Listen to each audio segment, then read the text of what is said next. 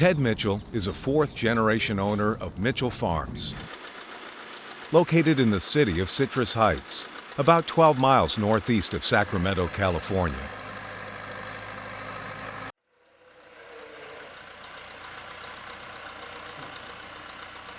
The farm used to be way out in the country, but over the years, a city grew up around it. The Mitchells sold or leased some of the farm for stores, housing, and industry. But a 9-hole golf course in the middle of the farm retains much of the rural quality of earlier times. All that is about to change. A developer purchased the golf course and is about to build hundreds of new homes on the property. Hey, Ted. Oh, Kevin, hi. I'll be right out. Good to see you. So, good news. Good. What do we have? We're ready to start construction. Great. We've got our entitlements done, our permits are pulled, and we're ready to start tomorrow. So you need to take one last look around. Oh. Well, I'll get my golf cart out, take a tour of the place, and one last time. Yeah, we finally got here, and it's been a long road, but thank you for your help. It was great working with you in the city.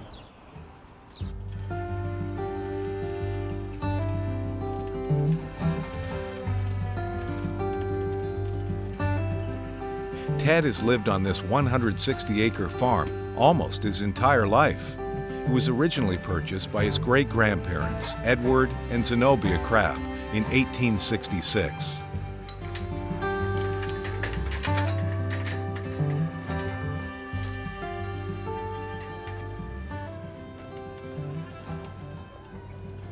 They were from England. My great-grandmother's name was Zenobia, with a Z, and she was a very strict teetotaler. My great-grandfather was a brick mason, and he built brick houses. And so this first house was a brick house, red brick. It was still here when I was a little kid. They had a well, and the well was right there by that tree. And it was a dug well because that was the only water available. They had a fig tree over there behind the house, and then there was some pear trees down in this area here, just a small orchard because they had to haul water to them to water them. They didn't have piped water at that time. In the mid-1800s, the United States government acquired vast amounts of land in California.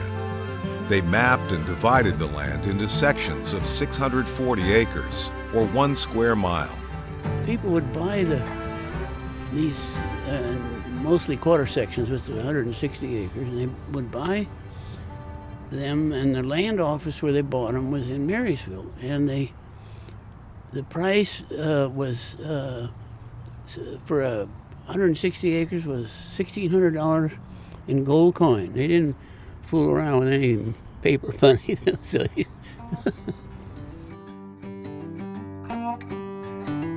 Money from these land sales was used to fund government operations and construct the first transcontinental railroad. Proceeds from some sections of land were specifically earmarked for education. the government sold those sections 16 and 36, and the money went to they call school pat, and this was in section 36. So this was one of the ones in the school patent program, and that was where the money came from for the University of California and other schools.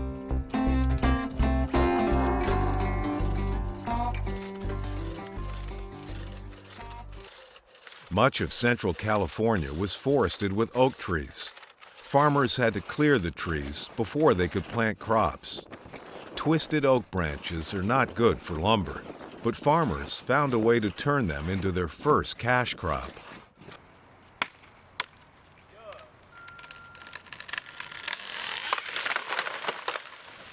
You had to clear the land. You had to get rid of these oak trees. So they dug several trenches, maybe 50 feet long and about 15 feet wide, 20 feet wide, and they filled those trenches with the oak trees they took down, including the brush and the leaves, everything. Put them in there in this trench and packed them in just as tight as they could get them. And then they covered it with dirt, and they would build a fire at one end of it. And the fire would burn slowly because of the lack of draft and oxygen, turned the wood into charcoal. And the wood, or the charcoal that he got, he used to haul it by wagon into Sacramento to sell to the places, the restaurants and other places. They used charcoal for everything. Ted's great-grandfather, Edward Crabb, died in 1883 at the age of 49. He and Zenobia had only one child, Edward Clay, who was in the 6th grade at Sylvan School when his father died. Zenobia kept him in school until he completed the 8th grade, the highest grade available at the time. Then it was time for Edward Clay to fill his father's shoes. So he had to take over at 14. And of course they did that in those days, that wasn't such a big thing like it would be today. My grandfather actually had to get out and start working. He did teaming, they call it, which was, he had teams of horses and he'd haul supplies and wagons, freight wagons, and he'd haul supplies up to the mining camps.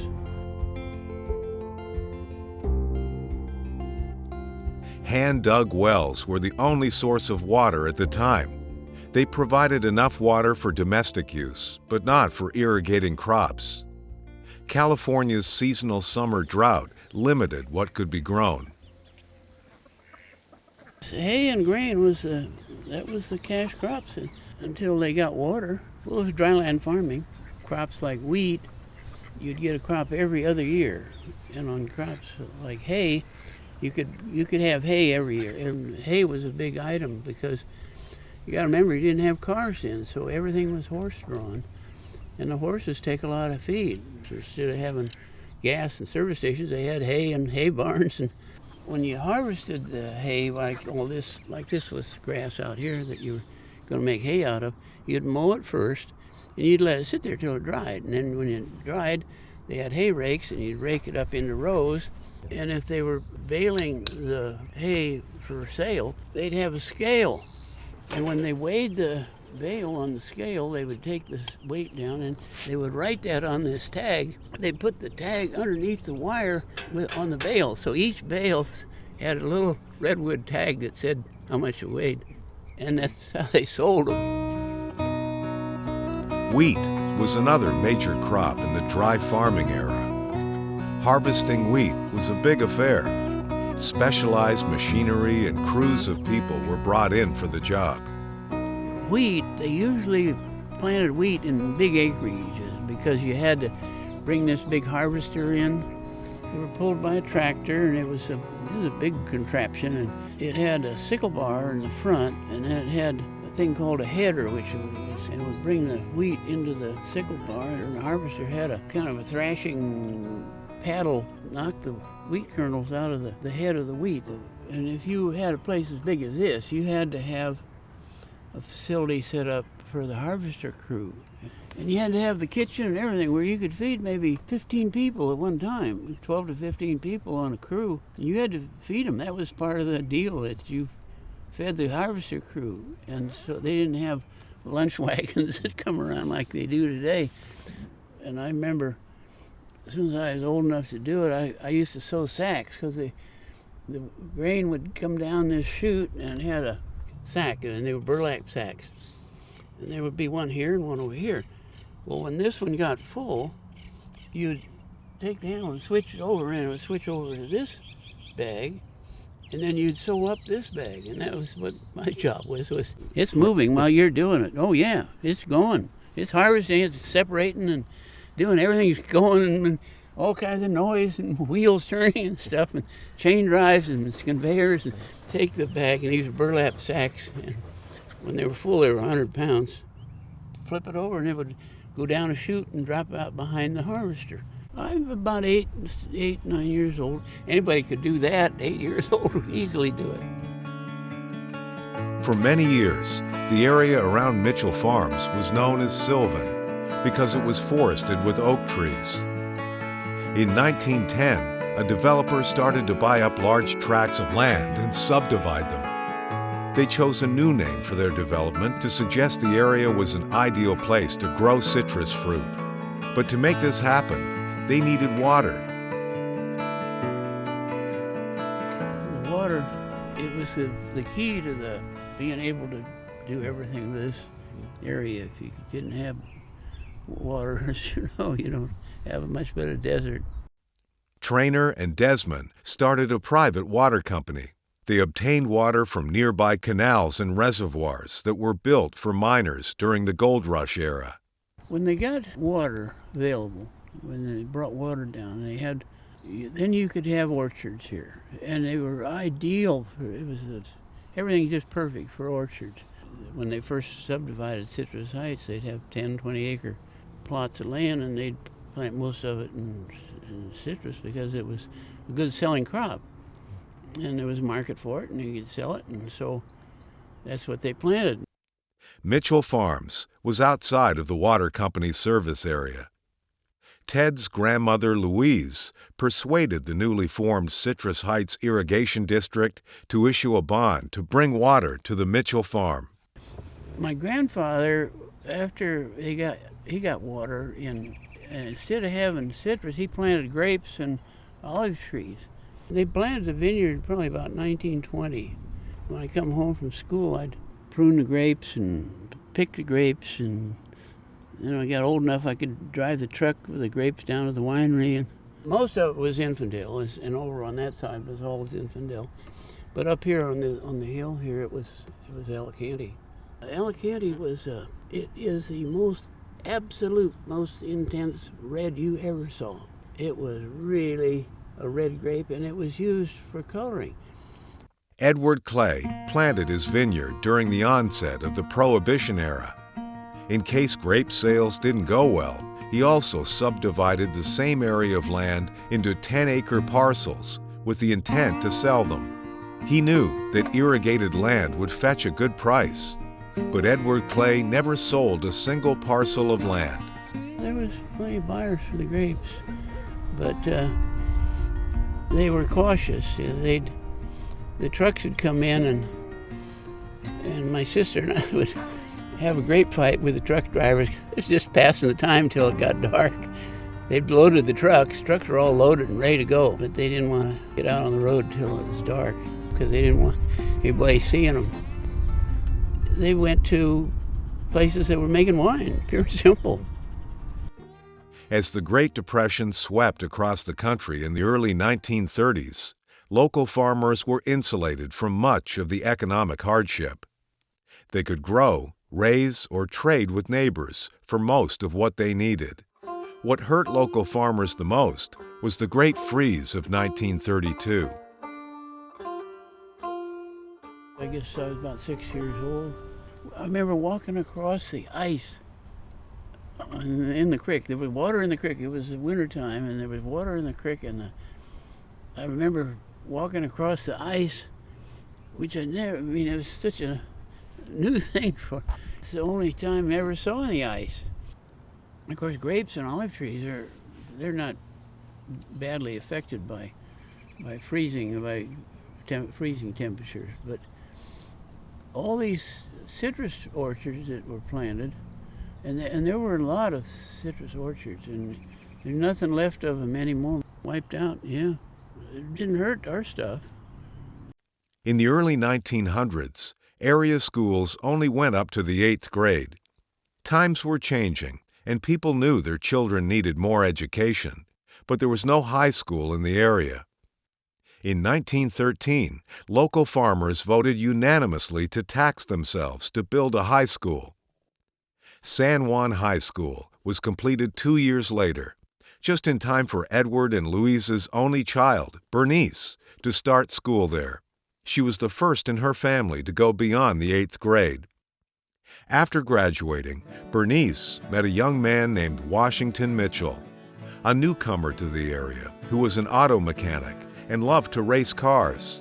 They married, and Washington moved onto the farm. When he married my mother, they set up a service station and a garage car repair place there. At that time, it was on the north side of Greenback, and Fair Oaks Boulevard ended at Greenback.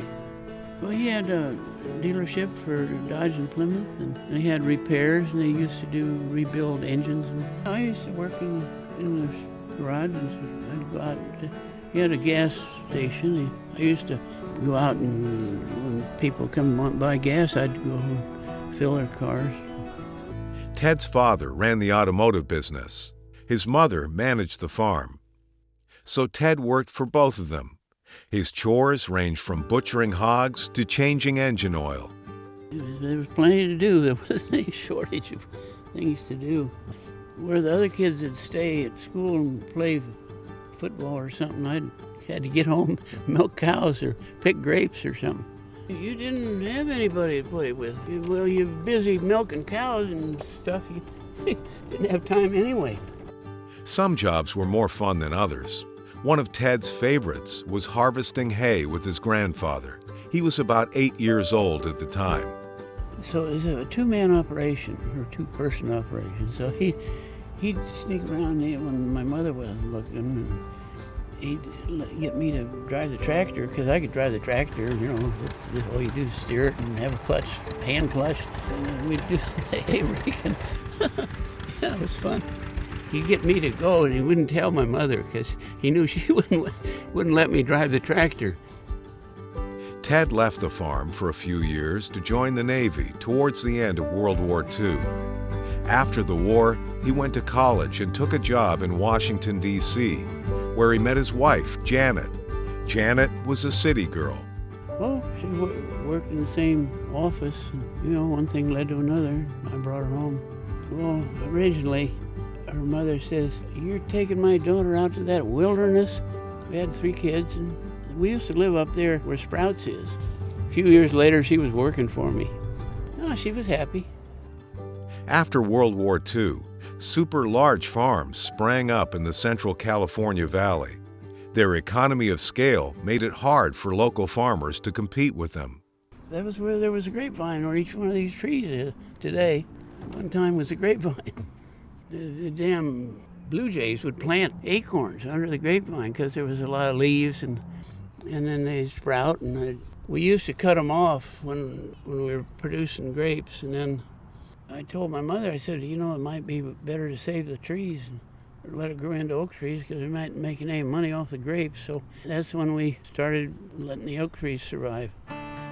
After World War II, military bases and other large employers attracted many new people to the Sacramento area. The demand for homes went up, and development took off like a rocket. The whole world was changing. Like if you had a place here and it just was not the best place for farming. It's real hard to make it in farming on a small piece of property. Your margin on all crops and everything is just not that great. And like in the 50s, we were starting to do houses and building. We never sold any property for houses, but all around us here, they were starting to put in housing tracts. Ted's father, Washington, leased a piece of land on the corner of Greenback and Sunrise to the Shell Oil Company in 1960.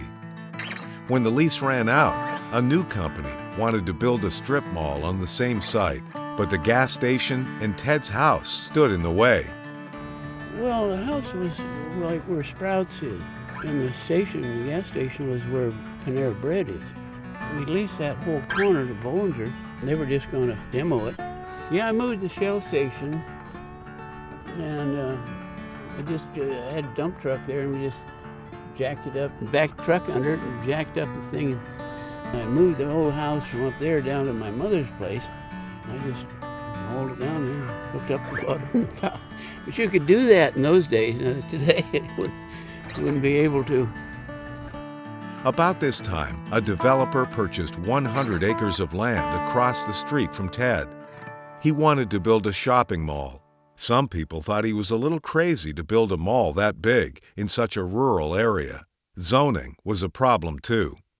In this area, The real estate market was controlled by a few influential people in Sacramento.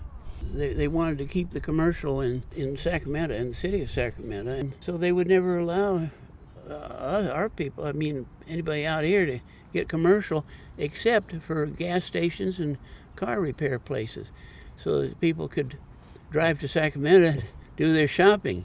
Finally, Broadway Hales, they had enough political influence that they broke through this hold that the city people had on the county, and they got like the zoning across the street for Sunrise Mall in December of 1969. It was raining and cold and everything, and at the end of this December they had to have some kind of a start. So they put a job shack out here in December and pulled permits and took off from there. Sunrise Mall was completed in 1972. It changed everything. Other malls sprang up around it, large housing tracts too. Rural life in Citrus Heights was a thing of the past. A good portion of Mitchell Farms, however, remained undeveloped. Ted found a good use for it. Mid-70s, I guess it was, I leased this to a guy that had a driving range. He had a guy design it at the golf course. And when we built this golf course, it was the only game in town. And then I had it rebuilt in '80, then it was even better because it was a professional design, it was well done. Hey, Ted. Hi, Ted. How are you? Okay, well, you getting ready to play a round of golf? We are, our last round. Well, it happens. I know. But you know what? In honor of that, I'm going to hit a hole-in-one just for you. I'm going to hold you to that. Okay. And I'm going to shoot a 72 on the front nine. Okay. Where are you headed? Oh, I got to go. An engineer by Look back trade, to Mike. Ted did the grading for the golf course himself. During the process, he stumbled across the site of his great-grandfather's brick house. And cut through where the old house had been, and there was wine bottles underneath the floor when we were grading. My grandfather's mother was a strict teetotaler and no alcohol, period. And so I thought it was kind of curious that there was wine bottles under the floor. The golf course featured a restaurant, a driving range, and a pro shop. The South Fork of Arcade Creek meandered through the middle of the course. It was quite a contrast to the high-density development that surrounded it. And it's going to be probably in the next few days, they're going to start work and Okay. like a project. And what are you going to do? Well, I'm gonna go get a job, Ted. It's been a long time, 28 years. Yeah, 1991. The golf course did well for many years. Then all these developers got up around up the foothills and all over, and they built these real estate developments, housing developments. You know, they got a higher price for the lots that fronted on a golf course. And so they all built golf courses, and they overbuilt golf courses. All of them are going broke now. And so that's why I decided to sell this for houses, help them join them, I guess. There's a few people still play the course. And there's no money in golf anyway. It's all in value, increasing the value of the surrounding land. That's where the money is. In 2018, Ted sold the 55-acre golf course to a developer. It was a little more than 150 years since his great-grandfather purchased the land. 262 homes were built on about half of the property.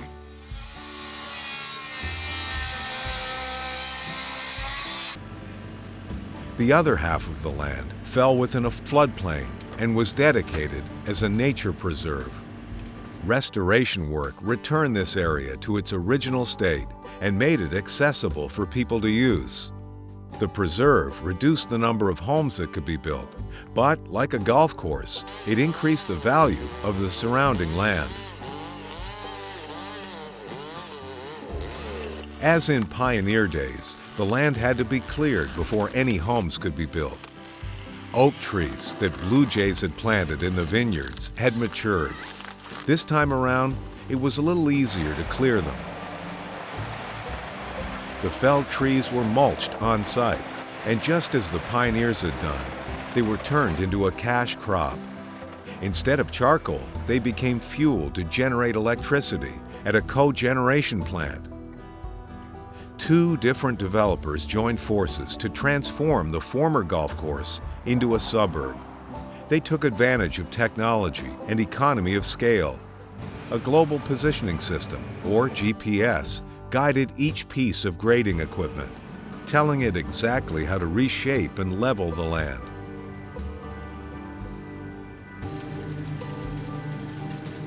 Sidewalks and curbs were created almost instantly, without the need for traditional wooden forms.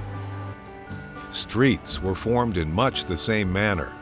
Specialized equipment poured foundations for half a dozen homes in just a few hours. The 160-acre piece of land purchased by Edward Crabb in 1866 is now comprised of an electric substation, 2 apartment complexes, 1 housing development, a half-dozen strip malls with stores and restaurants, a nature preserve, plus 1 adobe brick home, where a descendant of the original owners lives. The transformation from a wilderness farm to what it is today occurred in less than 100 years. Mitchell Farms has seen a lot of change. Ted has witnessed most of it. The farm has served him and his family well.